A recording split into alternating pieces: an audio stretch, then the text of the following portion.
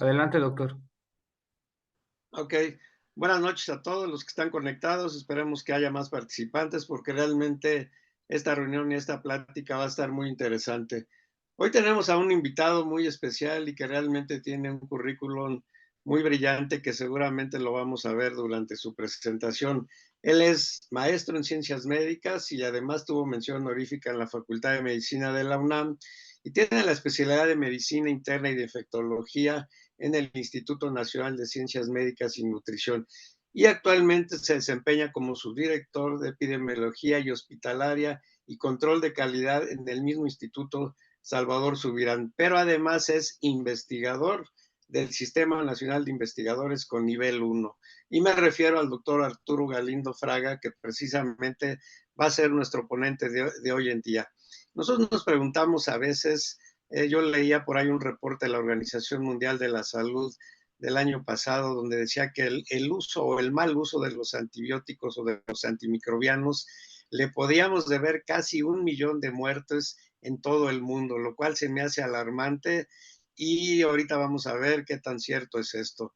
Nos preguntamos también si como médicos, como cirujanos, sabemos hacer profilaxis, cuándo la hacemos, cuánto dura una profilaxis y entender por qué las infecciones intrahospitalarias, aún en muchos hospitales privados, ha subido. Todas estas dudas seguramente las vamos a escuchar a través del doctor Arturo Galindo Fraga, que nos va a desarrollar precisamente el tema de antimicrobianos y las resistencias bacterianas. Y ya veremos si también la inteligencia artificial puede darnos algún algoritmo para el manejo de este problema tan complejo. Así que los voy a dejar con el doctor Arturo Galindo Fraga y al final pues tendremos las sesiones de preguntas y respuestas. Así que adelante, doctor Arturo Galindo Fraga, y muchísimas gracias por haber aceptado la invitación y disculpen mucho las cuestiones técnicas que siempre pasan cuando tenemos sesiones en vivo. No se preocupen, al contrario, muchísimas gracias por la invitación, por quienes están compartiendo su tiempo esta noche con nosotros y espero que los temas que toque, pues como ya mencionó el doctor Oropesa, sean de utilidad, sean de su interés. Me voy a permitir ir presentando las diapositivas y pues el título de la sesión está un poco enfocado a esto que ya se mencionó, ¿no? Voy a hablar acerca de la terapia antimicrobiana en la era de la resistencia antimicrobiana. Algunos conflictos de interés que no necesariamente están involucrados en los temas que voy a tocar hoy, quizás más importantes, que si bien formo parte del Instituto Nacional de Ciencias Médicas y Nutrición, todo lo que voy a comentar son opiniones a título personal. Ya lo mencionaba el doctor y vamos a contextualizar un poquito cómo está la situación actual de la resistencia antimicrobiana. A decir de la OMS y de otras instancias internacionales, esta es una de las grandes amenazas que tenemos para los siguientes años. Se calcula que si no comenzamos a establecer medidas para el control del desarrollo y el incremento de la resistencia antimicrobiana, para cerca dentro de alrededor de unos 20 años, probablemente en la visión más pesimista, estaríamos viviendo como en la era preantibiótica y pues sería realmente lamentable con los avances que tenemos en otras áreas. Eh, Esto por la dificultad que tenemos ante el tratamiento de organismos multidrogo o extensamente drogoresistentes. Hay quizá una nueva definición en particular para un organismo frecuente en las infecciones asociadas a los cuidados de la salud, que es Pseudomonas, que la han definido como de difícil tratamiento, queriendo quitar un poquito estas definiciones de multidrogo y extensamente drogoresistentes porque llegan a ser complejas y no necesariamente comparables entre diversos centros. Pero bueno, aquí nada más algunos ejemplos para que vean la tendencia que ha tenido en los últimos años en un país en vías de desarrollo con una epidemiología similar a la que tenemos en nuestro país. Vean el incremento de estas tres bacterias. Yo quizá agregaría Escherichia coli como una de las que más problemas nos están dando en este momento, pero en las clásicas dos de las no fermentadoras, Pseudomonas y Acinetobacter, y Klebsiella dentro de las enterobacterias, y como digo, yo sumaría ahí Escherichia coli. Están divididos en dos periodos, pero vean el incremento como entre 2007 y 2011 la proporción en resistencia en que se incrementó, pues estaba para Klebsiella y Pseudomonas por abajo del 20%. Acinetobacter es una bacteria un poco más latosa en esto de la resistencia tradicionalmente, pero vean que en el segundo periodo entre 2002 y 2016 el incremento fue muy marcado y pues lo pueden observar en forma gráfica, ¿no? Alarmante cómo se dispara la resistencia, y si la recorriéramos hacia ahora 2023, pues muy probablemente estaríamos viendo pues una línea continua en ascenso para estas tres bacterias.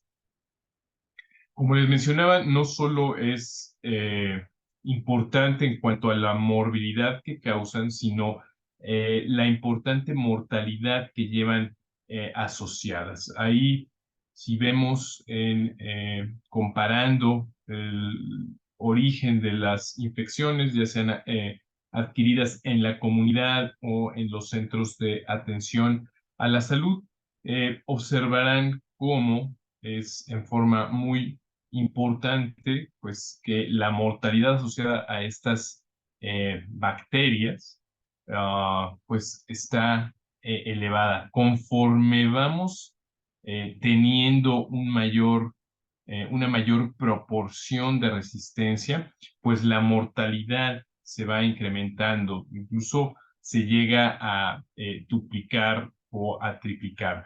Y esto porque nos vamos quedando sin opciones de tratamiento. Afortunadamente, algo que debemos de reconocer que ha sucedido en los últimos 10 años, aunque no necesariamente lo podemos ver en toda su extensión en nuestro país, es el desarrollo de algunas nuevas moléculas de tratamiento antibiótico o combinaciones de moléculas que nos han ayudado. Cuando yo estaba haciendo infectología, la verdad es que había un gap muy importante en el desarrollo de antibióticos. Llevábamos ya alrededor de una década en donde no se habían producido nuevos antibióticos. En parte con esto de la resistencia hubo un interés por algunos gobiernos, particularmente el gobierno de Barack Obama, que dio ciertos estímulos para el desarrollo de antibióticos, y ahorita hay algunas nuevas moléculas. Desafortunadamente, como les digo, no necesariamente tenemos acceso a ellas ahorita en nuestro país. Estas bacterias, pues bueno, pueden afectar a diversos niveles, y vean cuáles son los síndromes que se llevan la mayor mortalidad. En forma muy marcada, las infecciones de vías respiratorias bajas. Estas desafortunadamente continúan siendo, tanto en los países en vías de desarrollo como en los países desarrollados, dentro de las 10 causas de mortalidad, la única que persiste dentro de las enfermedades infecciosas. En esta gráfica de barras, ustedes pueden ver en ese color morado claro cuál es la proporción de muertes asociadas a bacterias con resistencia y cuáles son atribuidas directamente a resistencia. La verdad es que es muy importante, seguidas de una infección más asociada siempre a la atención a la salud, que son las infecciones endovasculares por dispositivos o por terapia intravenosa, y después las sepsis abdominales en un tercer lugar, después de algunas otras, pero esas tres nos dan la mayor mortalidad asociada a estos problemas. Y como les decía en una de las primeras láminas, yo incluiría en estas bacterias que nos causan un problema importante Escherichia coli. Vean cómo es uno de los gérmenes que nos da una mayor mortalidad, es muy frecuente y mostraré más adelante algunos de los datos en nuestro país. Es una de las que más problemas nos dan en países en vías de desarrollo. Pueden ver después ahí Staphylococcus aureus, que es un fenómeno particular aquí en nuestro país. La verdad es que las formas resistentes no las vemos tan frecuentemente como en algunos países desarrollados del norte de Europa o Estados Unidos, afortunadamente. No quiere decir que no las tengamos. Ellos tienen un problema importante en comunidad con cepas resistentes que realmente nosotros no vemos. Nuestro problema es más hospitalario. Y luego vienen ahí, ¿no? La Klebsiella pneumoniae, el Acinetobacter y las Pseudomonas que estaremos platicando en estas diapositivas que vienen. Como muchas situaciones en el mundo, desafortunadamente hay un desequilibrio en el impacto de la resistencia en la morbimortalidad y nos pega más duro a los países en vías de desarrollo.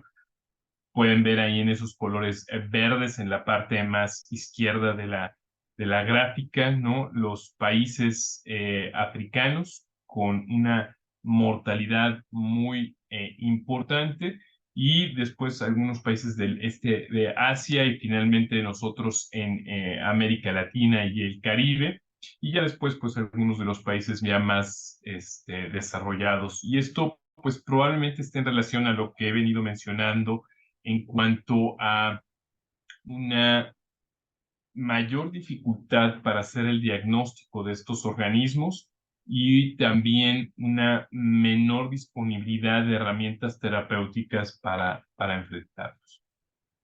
Como les decía, me parece interesante saber qué es lo que está sucediendo en nuestro país, cómo estamos. En esta publicación que lideró el grupo del Hospital Universitario de Monterrey, la doctora Elvira Garza, el doctor Adrián Camacho, coordinaron a un grupo importante de centros hospitalarios a lo largo de 20 estados de nuestro país para tomar una fotografía de cómo estaba la resistencia. Pueden ver en esta tabla estos gérmenes. Su estudio fue basado en hospitales, pues teniendo al Acinetobacter que les marco ahí con un cuadro rojo como una de las bacterias con mucha frecuencia de eh, cepas resistentes, pero vean que ahí atrásito están las enterobacterias, Klebsiella y E. coli, que si bien la proporción de resistencia puede ser menor que lo que es Acinetobacter y Klebsiella, vean la magnitud de aislamientos que fueron reportados en estos centros hospitalarios. 861 de Acineto, mucha más resistencia, pero vean algo más de 11.500 aislamientos de Escherichia coli. Entonces, el impacto al final, si bien la proporción de resistencia es menor, puede ser mucho más elevada por esta enterobacteria. Y después, Pseudomonas, también como uno de los gérmenes que ya hemos mencionado, y por ahí se cuela uno que es complicado de tratar, que es el Enterobacter. Después de ponerles esta situación, siempre me gusta, bueno, pues tratar de aterrizar un poquito con lo que hacemos todos los días y entonces puse un par de interludios clínicos para, pues, dar idea del impacto que tiene esto en lo que es la práctica diaria. Pensemos que estamos en un servicio de terapia intensiva y se recibe a un paciente de 45 años que ingresó hace 2 semanas a la terapia por una cetoacidosis. Se le dio atención con buena evolución en esta parte, pero desafortunadamente desarrolla una neumonía intrahospitalaria tardía después de estar ya 7 días con atención en la terapia intensiva, presentando una evolución tórbida pese al tratamiento inicial antimicrobiano que se había iniciado, y se solicita un aspirado de secreción traqueal en el cual se reporta el siguiente aislamiento. Desafortunadamente, este paciente ha adquirido un Acinetobacter baumani o complejo Acinetobacter baumanica equaceticus, como lo llaman algunos laboratorios, y vean nada más este antibiograma, ¿no? Con diferentes antibióticos, pero realmente solo sensible a algunos antibióticos que no son los de primera línea para este aislamiento, como son las sulfas y las tetraciclinas. Con esta información, ¿qué opciones tenemos? Podríamos utilizar sulfas, trimethoprim con sulfametoxazol. Se ve bien sensible en el antibiograma. O podemos utilizar alguna combinación de tetraciclinas, ¿por qué no usar minoxiclina y meropenem? Pues también en el antibiograma está sensible. O meropenem a dosis altas, porque nos gusta mucho la farmacocinética y hemos oído que las dosis altas y las infusiones prolongadas ayudan en organismos multidrogresistentes. O colistina intravenosa y colistina inhalada, porque vamos a pegarle directamente a esa vía respiratoria infectada. Vayan pensando qué opciones tendrían. Como les decía, vienen algunos se han desarrollado algunos nuevos antimicrobianos, ¿no? Tenemos alguna cefalosporina, ceftolozano con un inhibidor de beta-lactamasas, vamos a llamarle clásico, que es el tazobactam. Esa sí la tenemos disponible en nuestro país. Tenemos una cefalosporina de tercera generación, ceftazidima, con un inhibidor de beta-lactamasas que a mí me gusta llamarlos como de nueva generación. La diferencia es que los inhibidores de beta-lactamasa convencionales son un poco suicidas. Se unen a esa enzima en una forma covalente y prácticamente cada molécula inhibe a una molécula de la beta-lactamasa. Y estos nuevos inhibidores no hacen eso, sino que inhiben esa molécula y luego se liberan y pueden inhibir otra, lo cual da ciertas ventajas. Tenemos esta combinación que hay.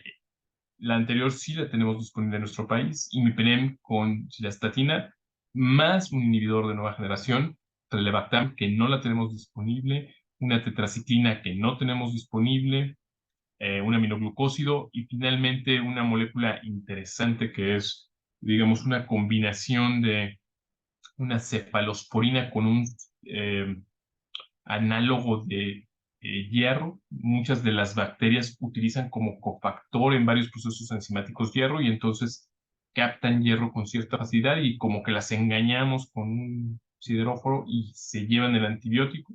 No lo tenemos disponible en nuestro país. Bueno, ¿qué opciones tenemos ahorita para esta primera bacteria? Acinetobacter baumani resistente a carbapenémicos. Normalmente eran nuestros antibióticos de elección. Hay pocos ensayos clínicos con nuevas moléculas, aunque empezamos a tener algo de información, y mucho de lo que se ha recomendado está basado en series de casos y en modelos experimentales, ¿no? Les traje pues en línea de tiempo en varios de los estudios que se han publicado para pues las recomendaciones actuales en relación a esta bacteria que es realmente problemática.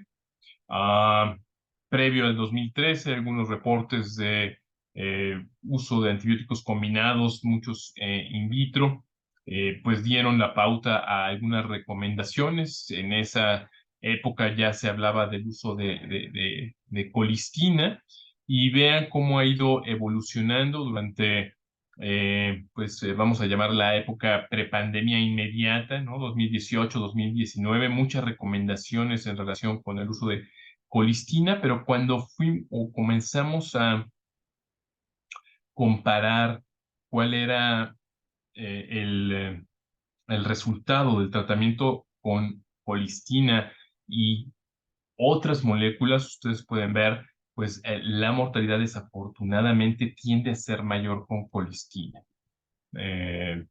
Hay varias explicaciones para esto. La verdad es que colistina es un antibiótico complejo, no solo por lo tóxica que es, sino también, y aquí citaré al maestro Alejandro Macías, antibióticos. La verdad es porque no es muy buen antibiótico.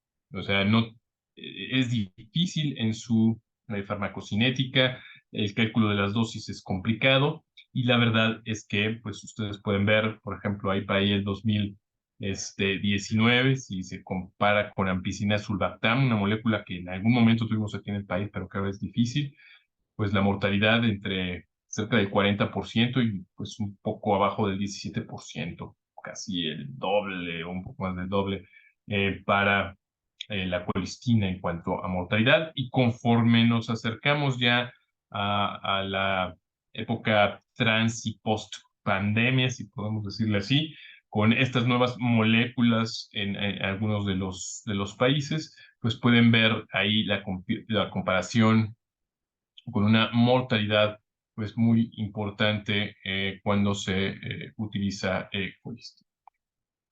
Entonces, bueno, pues, por ejemplo, para infecciones como neumonía, pues, ¿qué nos queda? Pues, una recomendación así muy general es, si tenemos unas concentraciones inhibitorias mínimas, pues, bajas, pues, de lo que tenemos aquí en el país, podríamos utilizar meropenem y colistina, pero si las concentraciones son muy altas, pues quizá utilizar una tetraciclina como tigecyclina más colistina y dosis altas de la tetraciclina podría ser de las opciones que nos quedan.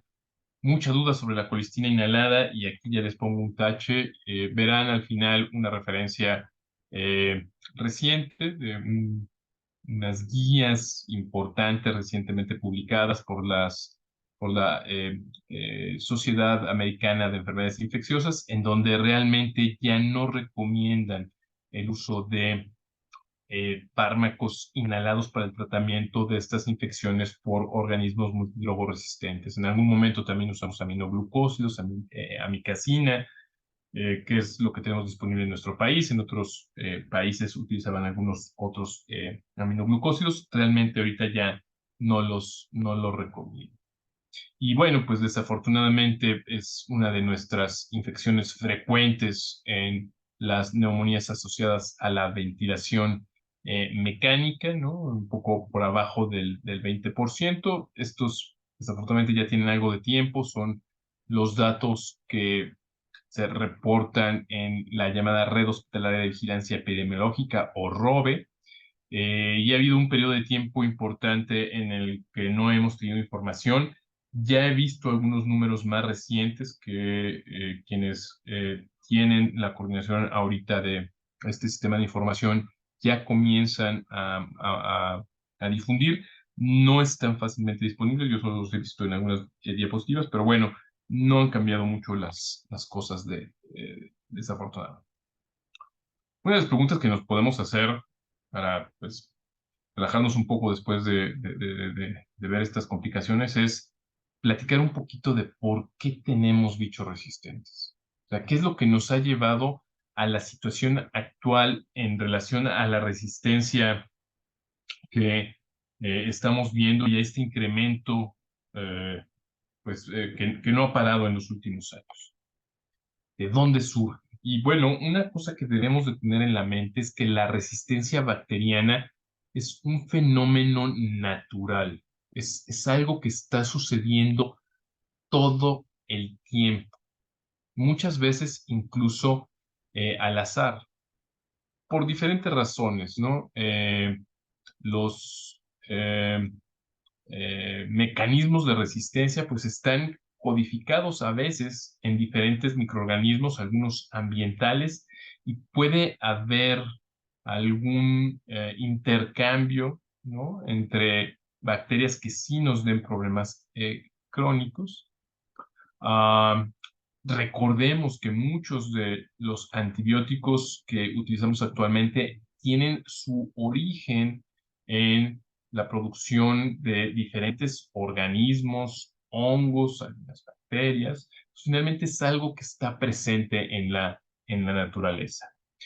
Eh, Estos estudios, ahora que tenemos la capacidad de hacer eh, secuenciaciones en forma masiva, etcétera, pues me gusta mostrarlo porque pueden ver cómo incluso en nuestra microbiota se pueden encontrar genes de resistencia, aun si no nos hemos expuesto a antibióticos. Entonces, repito, la resistencia a los antimicrobianos es un fenómeno natural que está sucediendo continuamente.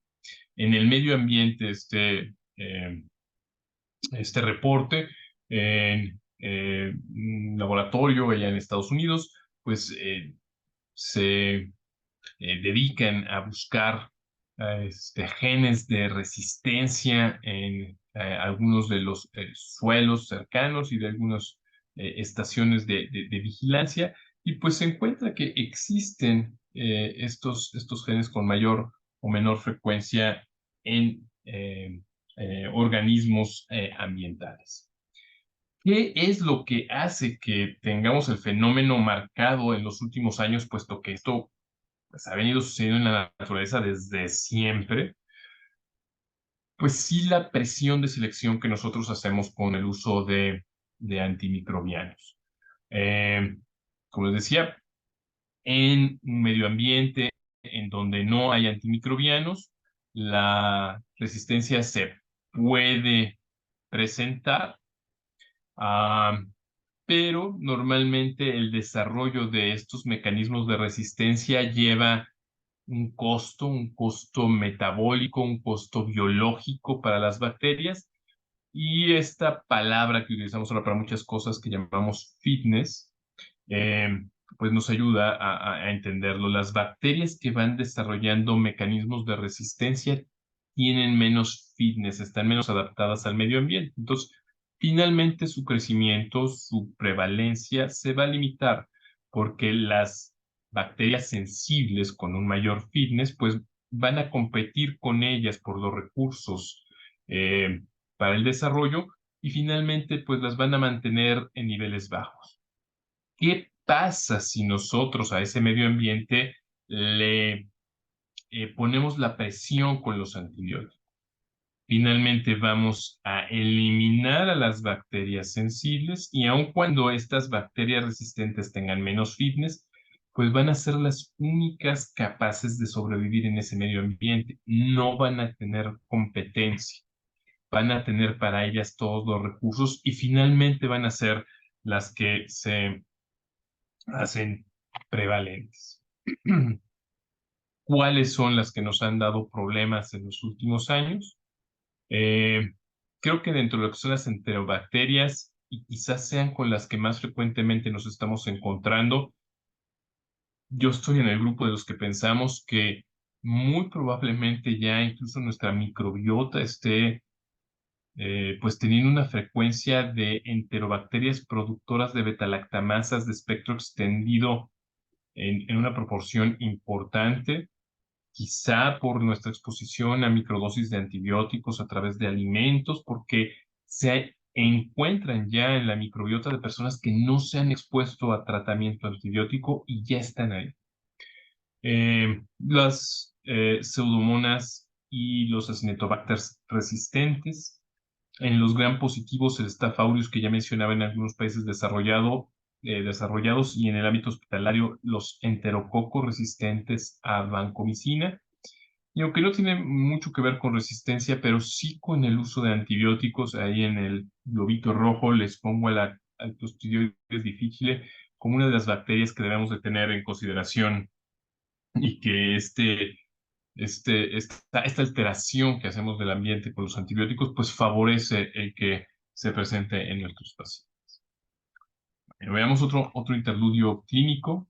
Este caso también es un hombre de 65 años con diabetes mellitus tipo 2 y EPOC, que ingresa por fiebre con dificultad respiratoria y una expectoración purulenta. Por su época había recibido en forma ambulatoria varios antibióticos por vía oral en las últimas 2 semanas.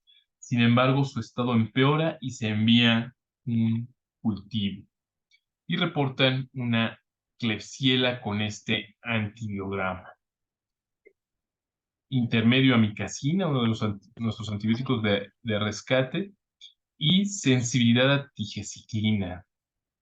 Nos ponen ahí los NITs para colistina y resistencia absolutamente a todos los demás grupos de antibióticos.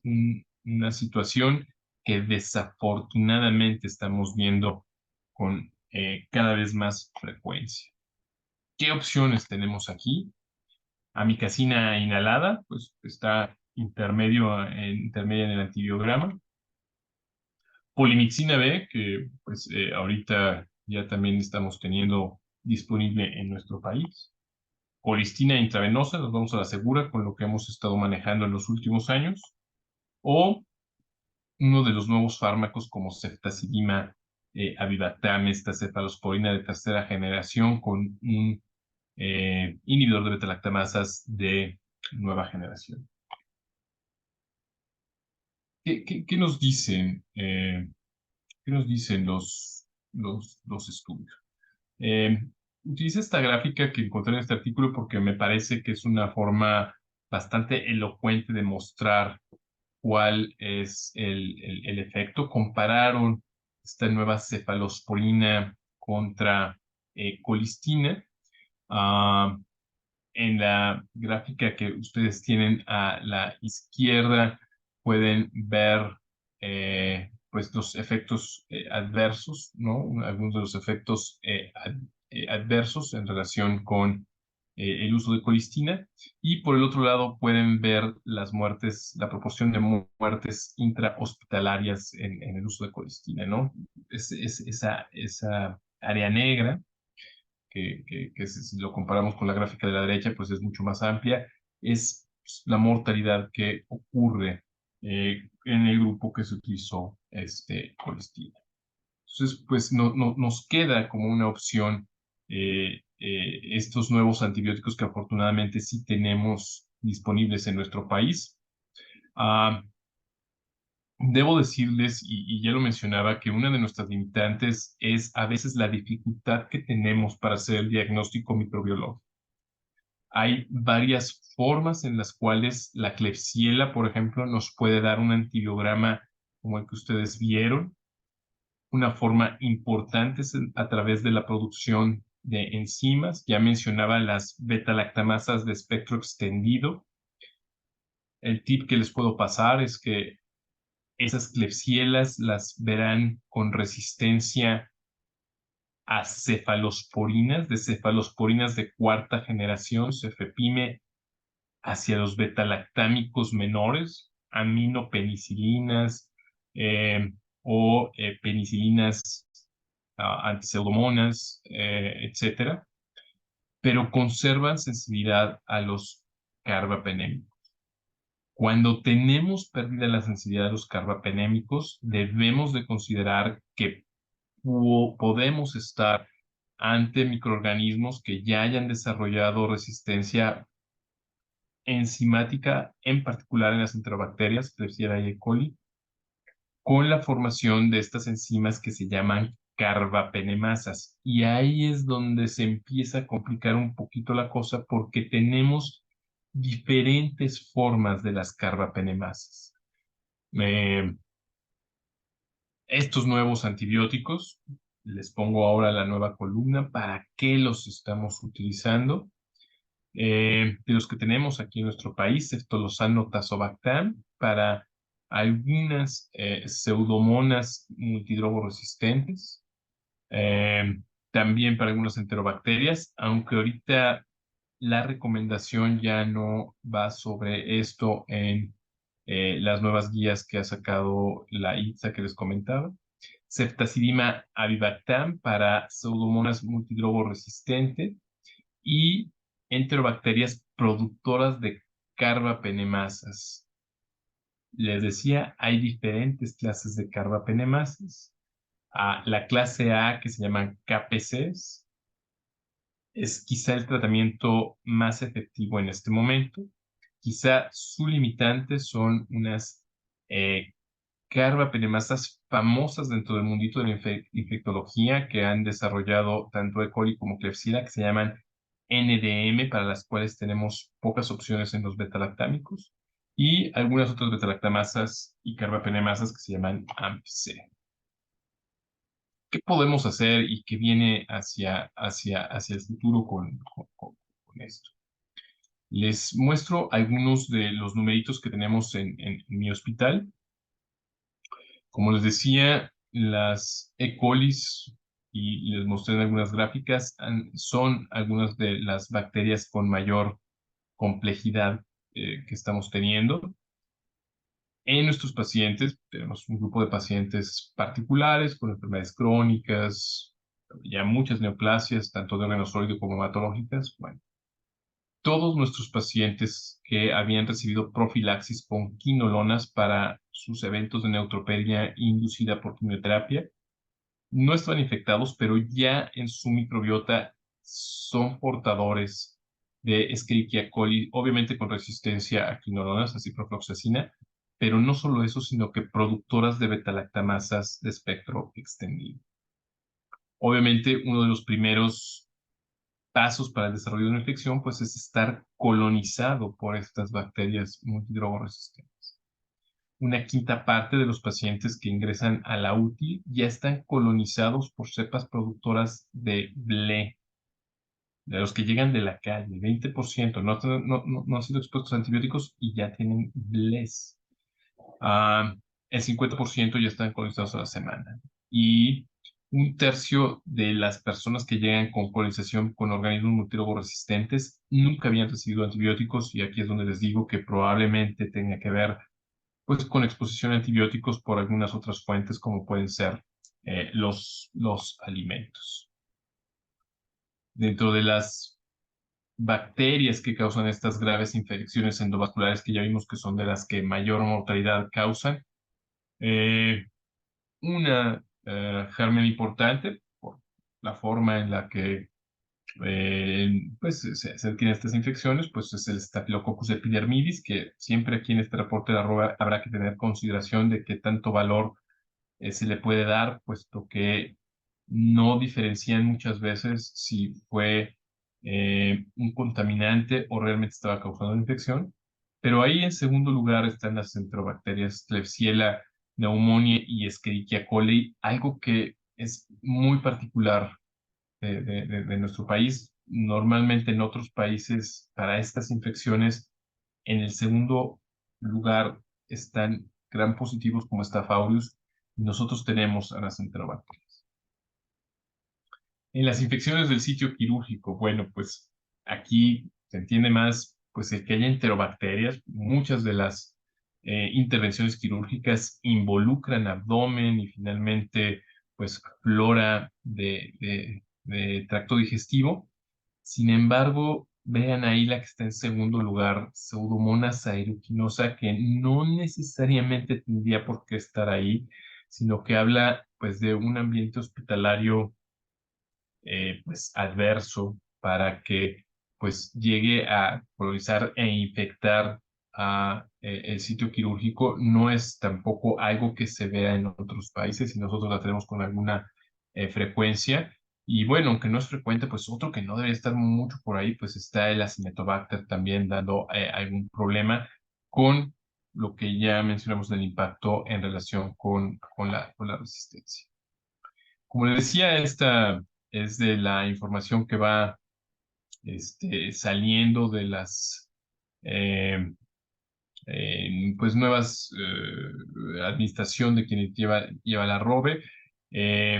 ¿Cuáles son los 10 microorganismos más frecuentes o fueron en 2022? También consideramos que aquí pues se mete mucho lo que nos empujó la pandemia, pero en nuestro país Escherichia coli como en primer lugar, después Pseudomonas, Klebsiella y Acinetobacter como las bacterias que más problemas nos han dado. No solo es en nuestro país, es algo que está sucediendo en todo el mundo. Estas enterobacterias productoras de betalactamasas de espectro extendido, la E. coli resistente a cefalosporinas, vean el incremento que tuvo en Europa entre los inicios de los años 2000 y 2014. Entre más cálidos son los colores, mayor es la frecuencia de estos aislamientos, y vean que hay países en donde realmente el problema es muy grave, muy similar a lo que estamos viendo en nuestro país con proporciones de cerca del 50% y muy probablemente ya en algunos de ellos pasando para estas alturas el 50%, ¿no? Como lo que sucede en Italia. Grecia es un país que tiene unos patrones de resistencia muy similares a lo que tenemos aquí en nuestro país, pero no solo ellos, sino también algunos países del norte de Europa, en donde pues se practica un control de antibióticos bastante férreo, etcétera, pero también ellos, ¿no? Países Bajos, los países nórdicos, pues han tenido un incremento importante. Lo que les decía, los pronósticos de mortalidad para el 2050 en diferentes áreas del mundo, ¿no? Entre más amplio es el circulito, pues mayor el número de personas que habrían fallecido, muy afectada Asia por lo que está sucediendo en países como la India, Pakistán, pero vean ahí en Norteamérica, en donde estamos incluidos, pues tampoco es despreciable el número de muertes por organismos multiresistentes. Y bueno, pues desafortunadamente el África en general, pues con una afección bien importante si no hay algún cambio en las tendencias actuales. Y para terminar, pues un último interludio clínico con algo que pues es muy frecuente en la práctica del día a día. Revisan a esta mujer de 70 años con diabetes mellitus de 30 años de evolución, que ha llevado pues un buen control, acude a seguimiento con su endocrinólogo, quien encuentra en las listas de las glicemias capilares que le lleva, de las que se toma en su domicilio, algunas mediciones en alrededor de 165 miligramos por decilitro, que normalmente no presentaba, y les solicita varios cultivos para ver por qué podría estar teniendo este descontrol glicémico. Y entre estos estudios le solicita un urocultivo y le reportan una Escherichia coli con una patrón de resistencia de esta magnitud, ¿no?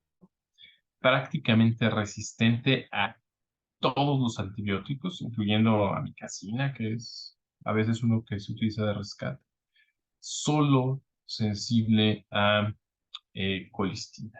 ¿Qué podemos hacer en estas condiciones? Utilizar ceftolozano tazobactam puede ser una opción.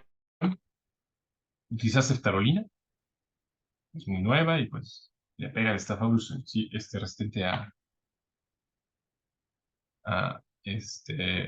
ampicilina. Ceftazidime-avibactam, o no le damos tratamiento.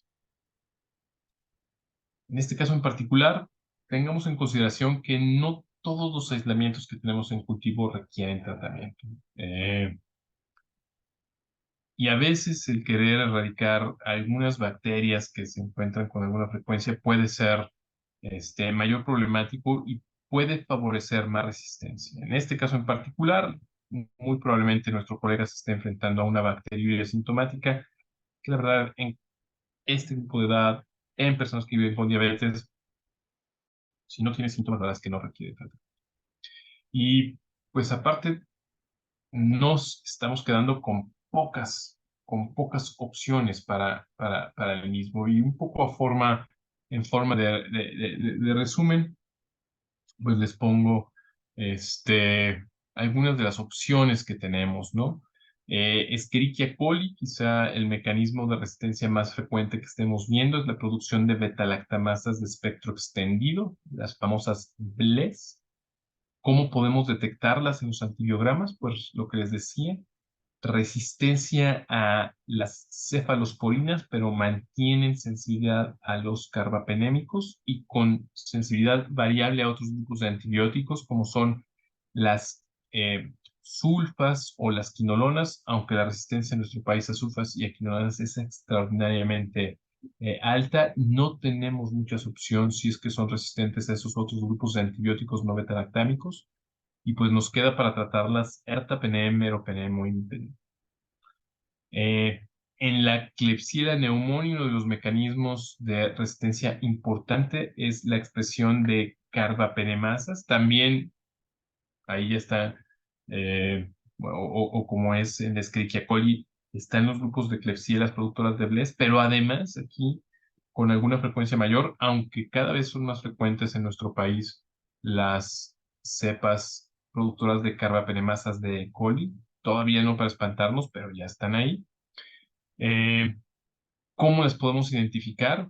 Resistencia a todos los betalactámicos, todas las pelicinas, cefalosporinas y carbapenémicos. ¿Qué tenemos de opciones? Pues las polimixinas, colistina, que ahorita ya no quedan como primera opción. Digeciclina, cuando hay sensibilidad a derivados de tetraciclinas, y ceftazidima avibactam como una de las importantes, aunque esto depende del tipo de carbapenemasas, como lo decía hace rato. Quizá las más frecuentes son las carbapenemasas de un grupo que es el grupo A, las que incluso pues llevan el nombre de la Klebsiella, KPCs se llaman, y ahí ceftazidima avibactam pues es el tratamiento de elección. Las otras carbapenemasas famosas, que les digo que no son tan frecuentes, que es la NDM, Nueva Delhi, metalobetalactamasas, ahí es más complicado, porque el tratamiento de elección ahorita es utilizar ceftazidima avibactam, que solita no tiene buena actividad, no tiene actividad contra estas metalobetalactamasas, en combinación con un antibiótico que no tenemos en nuestro país, que es el aztreonam. En Pseudomonas aeruginosa hay varios mecanismos de resistencia. Hay uno que no se presenta en las enterobacterias, son los cambios en las proteínas de la superficie por donde pasan los antibióticos, que se llaman porinas. El fenotipo de resistencia, pues es resistencia a las quinolonas, a las penicinas antipseudomonas, que ahorita nada más tenemos piperacilina en el país, todas las cefalosporinas y todos los carbapenémicos. ¿Y qué opciones tenemos ahí?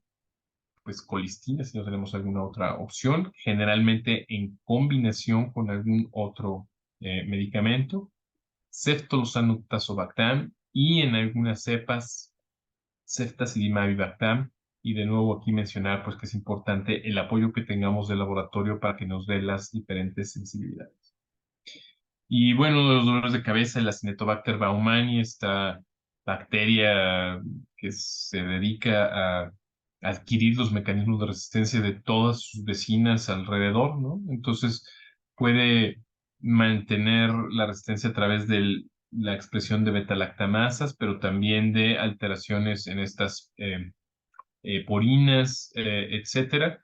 Resistencia pues prácticamente a todos los grupos de antibióticos. Y pues, ¿qué tenemos? Pues algunos carbapenémicos a dosis altas en combinación. Aquí la recomendación siempre es utilizar combinaciones de antibióticos, como puede ser tigeciclina también a dosis altas. Y pues en ocasiones pues las polimixinas, porque todavía no tenemos acceso a otros antibióticos aquí en nuestro país.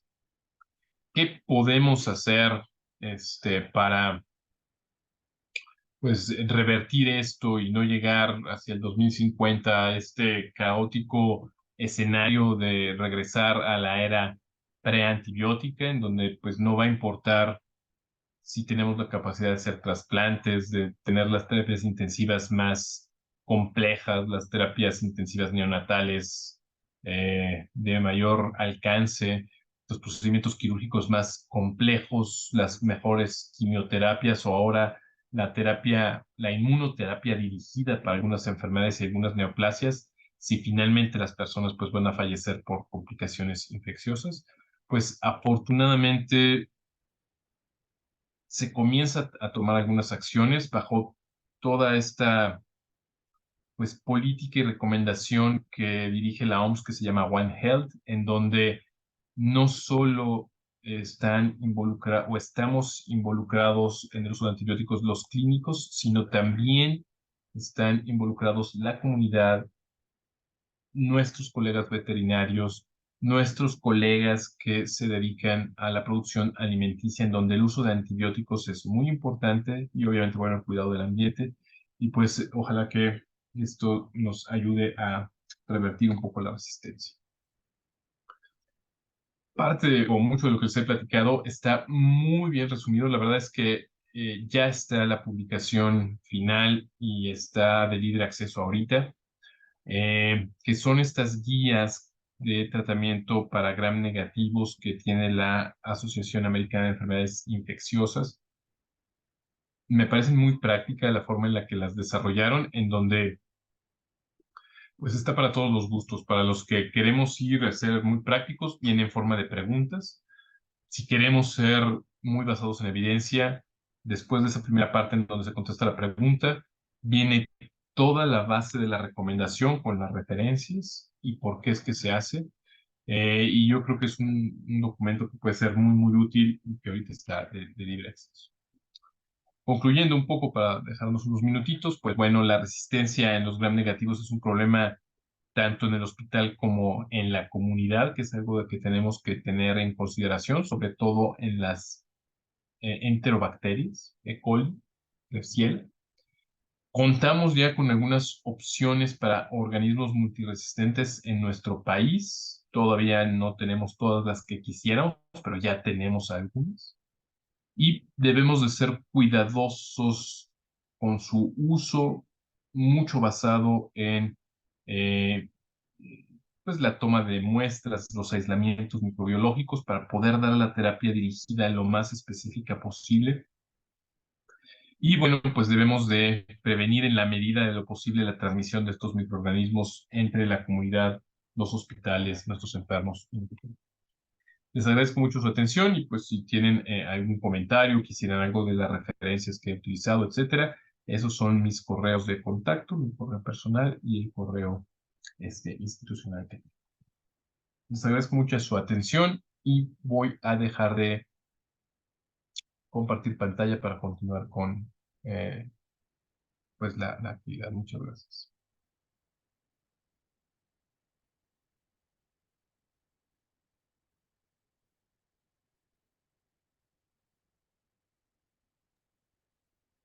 Muchas gracias, doctor Arturo. Doctor Oropesa, ¿algunas palabras?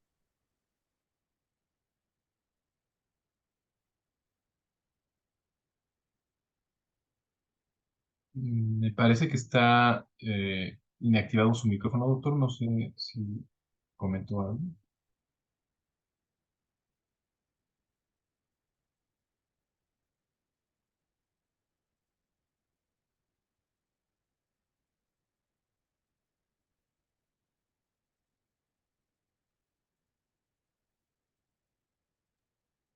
Doctor Oropesa, a ver si puede activar su micrófono, por favor.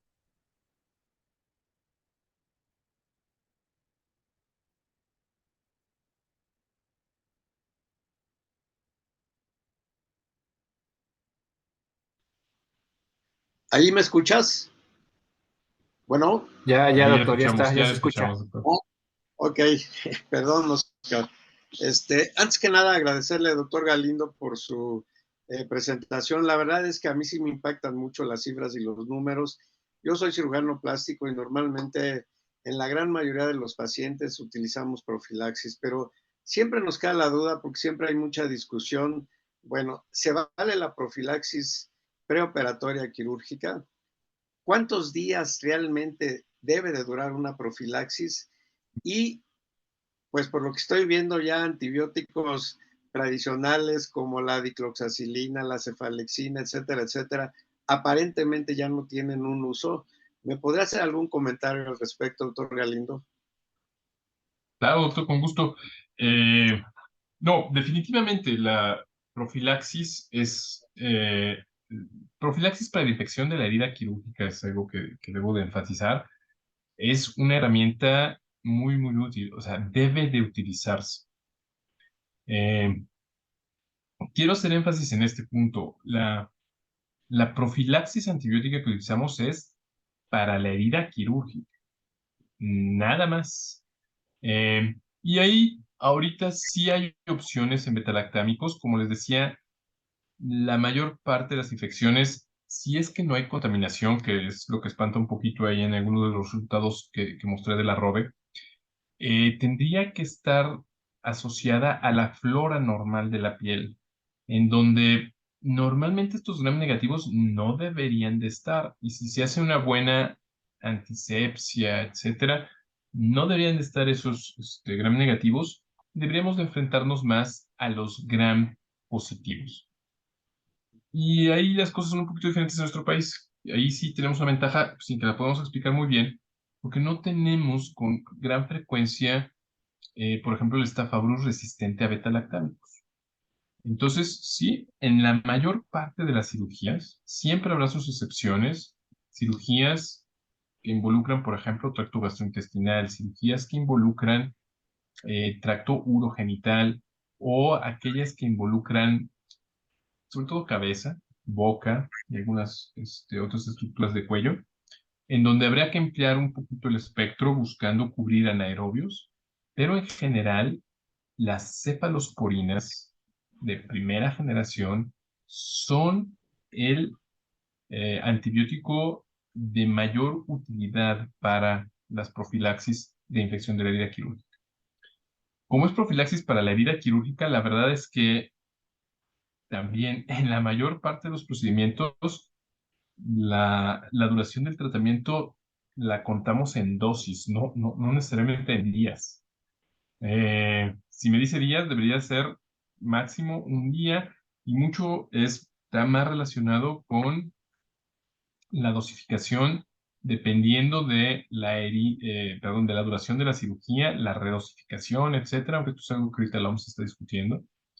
Eh, pero pues la indicación deberían de ser cefalosporinas de primera generación y solo un poquito antes o durante la inducción anestésica y dependiendo de la duración del evento quirúrgico, la redosificación y no más allá de eso.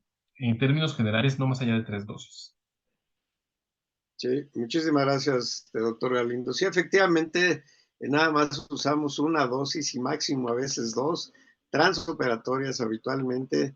Sí seguimos utilizando las cefalosporinas de primera generación y como usted bien decía, generalmente los gérmenes que hemos llegado a encontrar en las heridas quirúrgicas sigue siendo o estafilococo dorado o estreptococo epidermidis, que son habitualmente los más frecuentes. Si me permite hacerle otra pregunta en Las relación a las que, horas de cirugía. ¿Hay claro, una diferencia entre cirugías entre 1 y 4 horas y 4 horas o más en relación a la posibilidad de contaminarse la herida? sí, doctor, en las cirugías más prolongadas hay un poco más de probabilidad de que haya infecciones, por diversas razones, y también porque dependiendo de la cefalosporina que se use, en la mayor parte de las guías que nosotros consultamos, americanas, etcétera, utilizan una cefalosporina que nosotros no tenemos, no hay en el país. Entonces podemos ver que ellos redosifican a las 4 horas y una serie de cosas, pero nosotros no tenemos esa cefalosporina. Entonces nosotros tenemos que usar otra cefalosporina que sí tenemos, cefaloquina, y ahí la redosificación, incluso la dosis pudiera ser algo que habría que comentar, es diferente y debería de hacerse casi desde las 2 horas. Entonces, depende mucho del antibiótico que uno tenga acceso. Pero sí, incrementa la frecuencia de infecciones de las heridas químicas. Pues no sé si todavía tengamos tiempo, si alguno de los participantes quisiera hacer directamente una pregunta o a través del chat, o en su momento dejar la pregunta y nosotros se la haremos llegar directamente al doctor Galindo, que probablemente por cuestiones de tiempo Con todo sería gusto. lo correcto. Pues de entrada, en Lo que nombre de la ustedes Asociación decidan. de Médicos del Centro Médico de Dalinde, pues le agradezco mucho su participación. La plática va a quedar grabada en nuestra plataforma que se llama Megdal Conecta y para que todos los que quieran consultarla posteriormente, ya les avisaremos cuando ya está esta grabación en la plataforma de Amigdal Dalinde. Pues nuevamente, doctor Galindo, y también le agradecemos a Pfizer su patrocinio para esta plática. Muchas gracias y buenas noches a todos. Oscar, muchas gracias como siempre. No de nada, doctor, para servirle, que estén muy bien. Buenas noches. Buenas noches a Buenas todos. noches. Gracias, buenas noches, Oscar, buenas noches, doctor López.